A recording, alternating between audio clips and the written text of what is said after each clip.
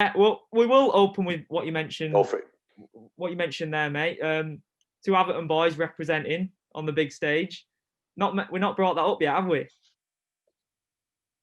No, no. I mean, there's not many people do anything No, from Atherton, is there really? no. Um, Um, I didn't even know you were from here. yeah, so I've been working with you since the Cage Warriors shows, and the reason why I had an idea that you was from Atherton is because a mate of mine who camera upped me for a lot of our interviews, he said that he recognised a lot of the areas that you were at on your Instagram stories and stuff. And then Oh yeah, yeah. after your first UFC fight, he served you at Casa Nostra in West Orton, and didn't mention that he camera upped me. He said that he served you and had a chat with you about the fight. But it was a long time. Oh yeah. No, I remember. I remember actually. I won't forget people. I'm not one of them people who forgets people easily. Do you know what I mean? Yeah, I remember. Yeah, I yeah, remember him. I think he just said like, "Congratulations on the fight" or whatever. It yeah, weren't like, yeah. didn't say nothing about the camera. To be No, but honest, I can't I even said remember what he something. looks like. But I I remember him saying something. Yeah, because the first time he camera upped me at Cage Warriors was when it was your return in the leg break one, so we didn't actually get to interview you that night. And then the second one was right before you signed with the UFC. So he's worked with you twice, but he was like, "Oh, I didn't want to like distract you from your meal or anything." But I was like, "You should have said something." It was No, I'm not bothered. I'm not bothered about it. I would have. yeah, I'd have nice, been loving it. I'd have been yeah, absolutely loving it. yeah. He's a good lad, Yeah, mate. But I remember I went in there. It was after I went in there. When was it? Yeah, it was just after my pro debut because I went my UFC debut. Sorry, yeah, I went yeah, with my mate because my mate took me and paid for it and stuff. yeah. It's decent in that Casa Nostra though, isn't it? Mate, Have you been in?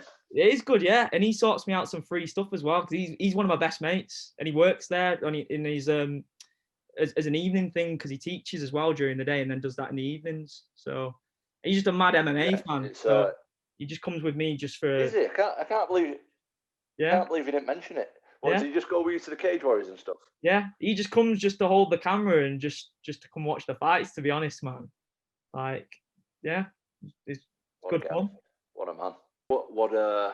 What's your favourite thing about Atherton? If you could pick one. mate. Favorite thing about Atherton. Well, to be fair, like I've always been like an outdoorsy type person, and I live just um after the train station going towards Bolton Way. So there's a lot of like country lanes and stuff like good areas to go biking and walking and running and stuff. So, mate, I'd probably say that to be Yeah. fair, like the free areas of like woodlands and running, but not much else. What would you say? Similar, to be honest. I mean, the town centre, like where I live, just outside, it's a bit of a shithole these days. Yeah, Like I think it's proper gone downhill. Like in the last 10 years, yeah, I think. yeah, I think it used to. I remember it being nicer. Like when I was at school and that, I used to think it was quite nice. But like I walk around at the minute, there's just smackheads everywhere. Like yeah. that's all Mate. there is. So But yeah, it's quite nice. my girlfriend's from Oldham Way, and she's never been to Atherton before. So I've been taking her for like walks down there into the town and stuff because my grandma used to live there and like showed her where I grew up and stuff. Um, there's nothing to go home and tell the family about, to be honest, is it?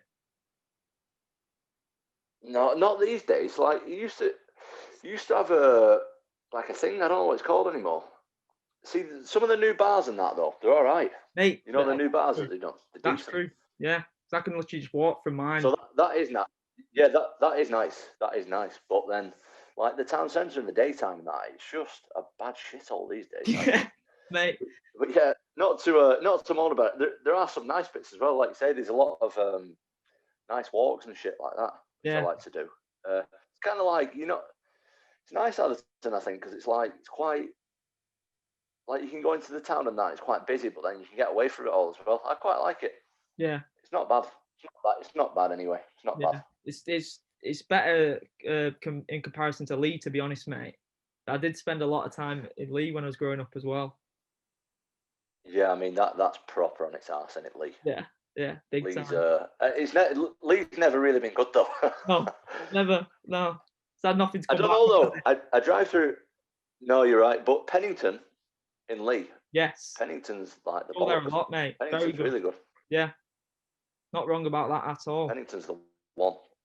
Mate, it's good to speak with a high-level UFC fighter about my hometown because I've never ever spoke to an athlete about where I live.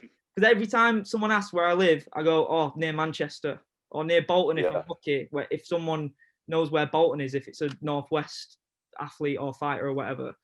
But most of the time, no one's ever heard of the place. Does it say for you fighting out of I agree. Atherton, or does it say fighting out of Manchester on the graphic when you coming out with the UFC? What does it say? I don't know. I think it's because I was born in Salford, Okay. and I think it says. I don't know. I don't know if it was UFC or Cage Warriors, but it said like hometown Salford, and I'm like, no, I was just born at the hospital in Salford. It's not You like need I'm to from change there. that, mate. Yeah. But I think it says. No, I think it says that I was fighting out of Liverpool because obviously I trained there. Yeah. But I'm not sure. I'm not sure. I would have to look back. I'm not. Like you say, no one's got any idea of like where Atherton is. And something else about Atherton is you don't hear nothing good coming from here. Exactly, mate. That's why It you would need be to do nice that. You need to do that for us. if people like. I don't know because I don't think anyone's that interested in people doing good stuff from Atherton, to be honest. Wow, mate. Because are you on that Atherton residence thing on Facebook? Oh, mate, I'm not on Facebook, mate. I can't go into that world. I don't blame you. I'm barely on. I literally use Instagram for work. That's it. I think social media. Instagram's the one. I don't bother with Facebook too much, but Yeah. on that Atherton residence, basically all it is like people complaining. Someone smashed a bus stop. Yeah. Someone's just robbed from a shop, or some shit like that. Yeah. Some dodgy cars knocking around or something. Yeah. And like I thought, I've been to Abu Dhabi. Like I'm not trying to like big myself up at No. Yeah. all. Yeah. But like I thought I've been to Abu Dhabi twice on like the best, like fighting the top people in the world. Like didn't even get a mention on it, and I'm not trying to get a mention like for me so much, but it's more like say that there's people doing decent stuff. Do you know what I mean? Yeah. Not just like robbing cars and that. Have you never had anyone reach Like, out to you? well, Any maybe nothing from Atherton or from Lee or anything? nope. Not even MEN. No have one's reached out asked. to you? Nope. Nope. What? Nope. No one's bothered. No one's bothered. It's just like a little place that everyone's kind of. No one's doing anything here, and anyone who is doing anything decent just moves away, don't they? Yeah, that's true. So That's true, mate. I'm trying to big it up. I'm trying to big it up a bit. Well, if you can do me a favour and get them to change it specifically to Atherton, that would look class. Because I know Mike's got it out of Wigan, hasn't he? Mike says on the graphic out of Wigan, England, doesn't it? Does it, mate? I think it goes off the place you're born. Does it? But I'm not sure. Okay. So he was probably born in. I don't because they ask you like your birthplace or whatever. Yeah. So I think they just put that as like your hometown, like automatically. But I'm not sure. Fair I'll have to recheck it. But yeah. I'm pretty. A lot of the times it says that I'm fighting out of Liverpool. A lot of people think I'm from Liverpool, but yeah, obviously I'm not. Yeah. I don't claim to be. Yeah. No. Good. So obviously the big news. I messaged you early in the week, just thinking of a general catch up. Just in terms of the timescale, I thought you're going to get matched up very, very soon, but really didn't envision you getting matched up with Arlovski or anyone of that caliber so quick. If I'm being perfectly honest with you, but massive congratulations. That's an outstanding matchup on a big heavyweight card as well, isn't it? Yeah, I think. See, I'm like you've interviewed me a few times now and that, and I'm always saying, mate, I just want to take it slow and blah blah blah. I'm not trying to rush anything. I've got another 10 years and all that shit that I always say, which is true. But if they're going to offer me Arlovski, I can't say no. No you know what I mean? I can't be like, oh, we'll just leave that one, pal. Yeah, we'll just forget about that. I'll just fight someone else. I'm like, no, I've got to fight him. I can't like turn that one down. I've got to fight Arlovski. Yeah. So yeah, it's good, and I think like you say, I've had a quick look at the card, but I'm not. It don't really bother me like who's fighting on the card. It's not really something that like last time when I fought in Abu Dhabi, I didn't even look who was on the card. I just turned up. I weren't really asked. And yeah, I think there's like 4 heavyweight fights on all 3 heavyweight fights. Yeah, it's going to be pretty good because 2 of the heavyweight I've called out before. That Chris Dawkins I've called out, and Spivak. Yeah. And the guy who Spivak's fighting's called me out, and obviously I'm fighting Arlovski, so there could be some beef. So that'll be exciting. Would you not think those type of names, if you beat Arlovski, you don't even need to mention yourself in the same sentence as those types of guys, surely? Surely you I do, big time. like you say. Yeah, well, that Chris Dawkins, I don't know if you've seen much of him. He's a newcomer as well, like me. So he's only had like a couple of fights. He's had a couple of quick wins like me as well. He's fighting that Alexei Olenek. Yes. Olenek, however you say his name. Yeah. Tricky fighter. So I think it's going to have to be like, yeah, mate, he's hard working. He'd be hard work to prepare for him.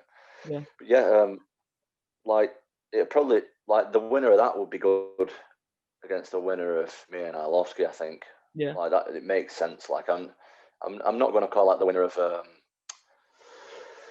the Black Beast and Curtis Blades, because they're like well ranked above me at the minute. Yeah. They'll be like more pushing on for a title shot and stuff. So yeah, I mean, pushing on from there, really. I've never been the type of person who's like, I want to fight the best. Let's be honest. I'm not trying to be the big macho guy here. I'm trying to fight the worst people for the most money and the quickest people to get me to the title shot. That's what I'm trying to do, to be honest. Yeah. I'm not going to sit here and say, I want to fight. I just want to fight the best and nothing else. No, I want to win the title, but I want the easiest way there, and I want the most money for doing it. Have you always grown up being a fan of the sport? Because obviously coming up against a name like Arlovski, surely you'd be like geeking out and thinking, man, I'm fighting someone who I was looking up to when I was younger, but that doesn't seem to faze you much. Well, I'll tell you a story about Arlovski. So it's a bit of a long story, so you might fall asleep. Hopefully not. But years ago, so the way it works is my dad is a jiu-jitsu coach at Team Carbon. That's why I started training. That's why I started training MMA, because like I was going with my dad and I seen what it's all about and stuff. So he was involved with Terry Etten when Terry Etten was fighting in the UFC. This was a long time ago. And when Terry made his UFC debut, I'm not sure what UFC it was, but it was in Manchester. Yeah. Are you still there, mate? Yeah, still there, mate. Yeah. All good.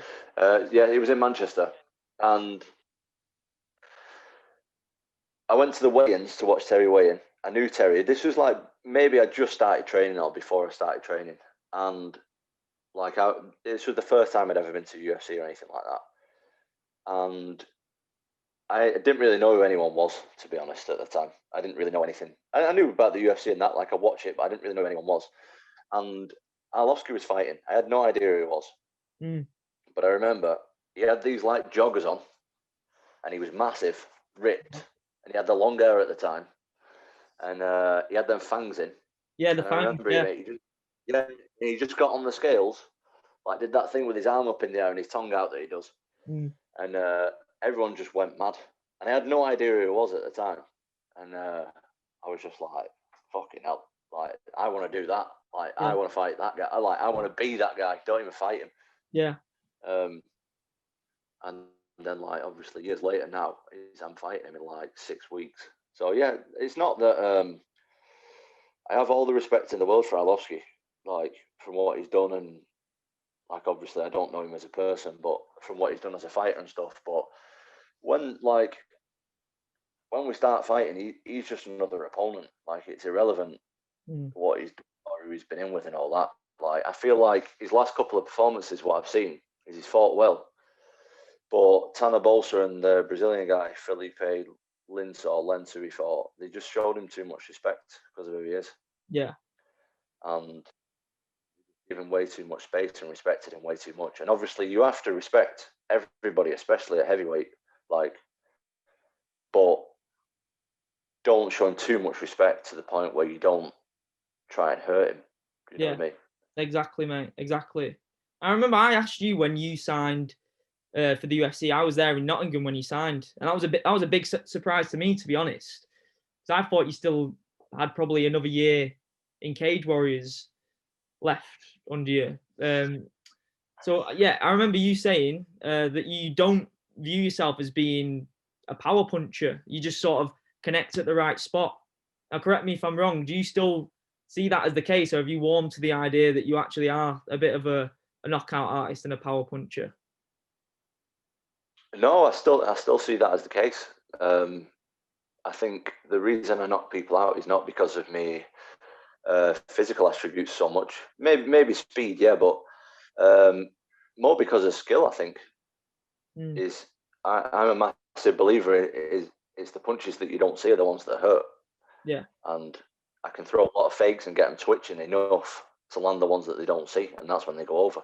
Yeah, you know what I mean. I've seen a lot of people like hit the pads and the bags a lot harder than I can hit them, but I've got like when I hit people, they seem to go over, and that's not because I punch harder than them. It's just because I set up my punches better when my opponents don't see them. That's my view on it. Anyway, I don't know how accurate that is, but that's what I think.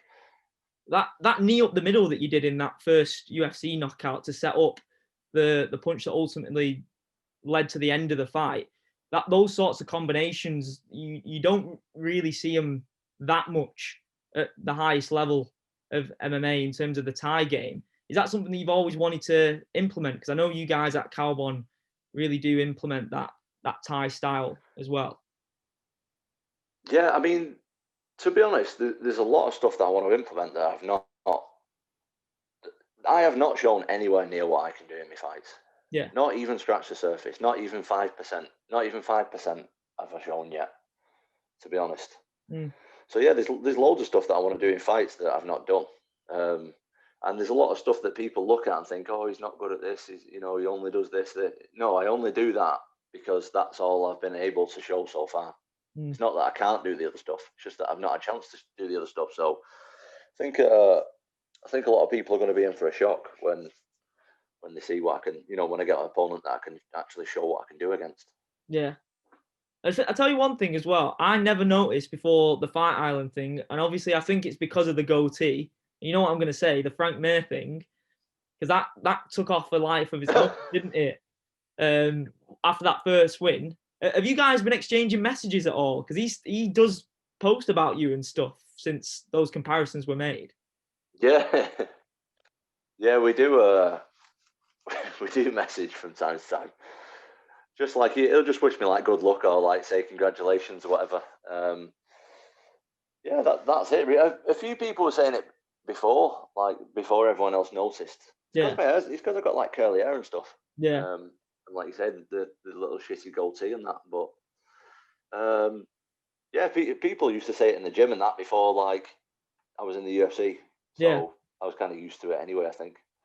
Mate, he's over here quite a lot, actually. He was in Manchester right before the lockdown, literally the week before, because Lerone Murphy's coach, Cal Prince, is really good friends with him and coaches him and coached him throughout Bellator and ACB and stuff. So he was over here right before lockdown. So I'm sure he'll let you know when he's over here and you guys can link up. Yeah, I know. Like then, my brother, who does jiu-jitsu, my brother rolled with him then. Oh, did it? Like I was supposed to go and train that day, but the Manchester top team, yeah. No, I think it was Steve Henshaw. Do you know him? He's got like a jiu-jitsu gym. No. Well, I think he was at Steve. I'm not sure, to be honest, where it was, but I was supposed to go and roll this day, and for whatever reason, I didn't go. And then my brother come back and was like, "Oh, I rolled with Frank Mir today." He was there, so I was like, "Oh, sweet." But this was like before I made my debut.